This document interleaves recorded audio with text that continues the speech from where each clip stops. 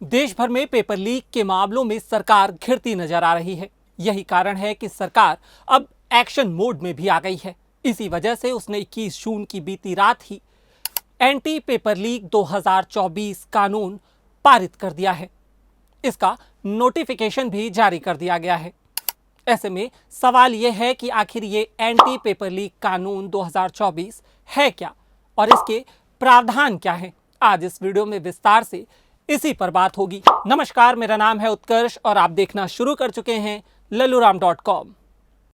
शिक्षण संस्थानों में प्रवेश और नौकरियों में भर्ती के लिए होने वाली सभी प्रतियोगी परीक्षाओं में गड़बड़ियों को लेकर केंद्र सरकार ने पेपर लीक के खिलाफ नया कानून लागू कर दिया है। आपको बता दें कि इसी साल फरवरी महीने में ये कानून सदन में पारित किया गया था, जिसके बाद ये राष्ट्रपति के पास गया था। आपको बता दें कि इसी साल फरवरी महीने में ये कानून सदन में पारित किया गया था, जिसके बाद ये राष्ट्रपति के पास गया था। राष्ट्रपति से इस कानून पर मुहर लगने के बाद अब सरकार ने इसकी अधिसूचना भी जारी कर दी है। इस नए कानून को लोक परीक्षा कानून 2024 के नाम से पहचाना जाएगा। सरकार ने राष्ट्रीय पात्रता सह प्रवेश परीक्षा यानी नीट में सामने आ रही गड़बड़ी के बीच इस कानून को लागू कर दिया है। क्या है लोक परीक्षा कानून?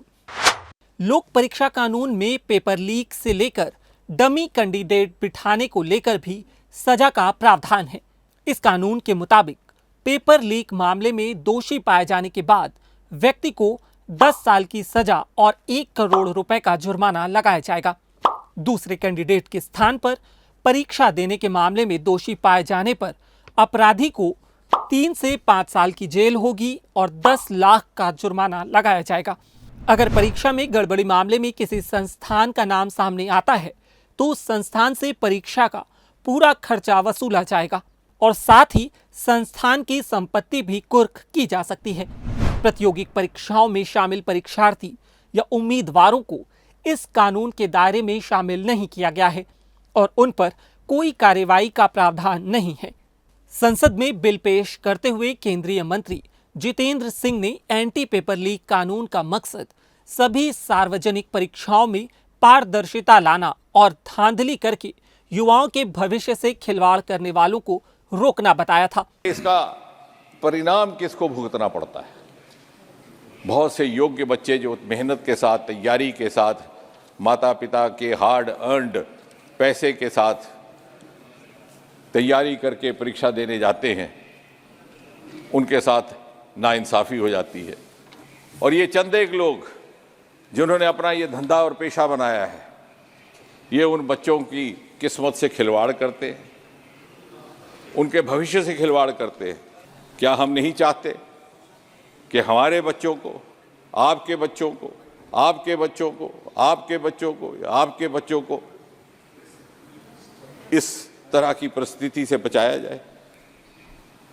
मुझे नहीं लगता किसी को भी इससे इनकार होगा और इसीलिए इसी भाव के साथ ये विधेयक लाया जा रहा है, जहां पर के ऑर्गेनाइज्ड क्राइम करने वाले ये दुष्ट लोग, ये जो गुनाह का पाप करते हैं और हमारी भावी युवा पीढ़ी जिसकी ऊर्जा और जिसकी सामर्थ्य सन 2047 के भारत के लिए अनिवार्य है, उसके साथ खिलवाड़ करते हैं, उनके लिए सज़ा की कोई ना कोई प्रावधान हो जो अभी तक हमारे कानून में नहीं थी, उसी को लेकर के ये विधेयक लाया गया है।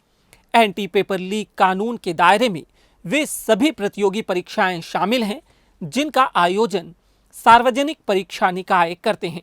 इसके अलावा केंद्र सरकार से मान्यता प्राप्त संस्थानों द्वारा आयोजित की जाने वाली परीक्षाएं भी इसमें शामिल हैं। राष्ट्रीय परीक्षण एजेंसी यानी कि एनटीए द्वारा आयोजित की जाने वाली सभी कंप्यूटर आधारित परीक्षाओं के अलावा यूपीएससी, एसएससी, रेलवे भर्ती, बैंकिंग भर्ती जैसी अन्य प्रतियोगी परीक्षाएं भी इसमें शामिल हैं। प्रतियोगी परीक्षाओं में हो रही धांधली को रोकने और एंटी पेपर लीक कानून को अधिक प्रभावी बनाने के लिए एक उच्च स्तरीय राष्ट्रीय तकनीकी समिति बनाने की सिफारिश भी की गई है, ताकि कंप्यूटर आधारित परीक्षाएं अधिक सुरक्षित बनाई जा सकें। परीक्षाओं के दौरान इलेक्ट्रॉनिक सर्विलांस और full proof IT security system का उपयोग किए जाने का भी प्रावधान किया जा सकता है।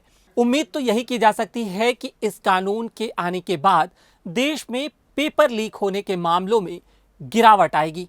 इस वीडियो में इतना ही। देश और दुनिया की बाकी तमाम खबरों के लिए देखते रहिए, पढ़ते रहिए lelluram.com। शुक्रिया।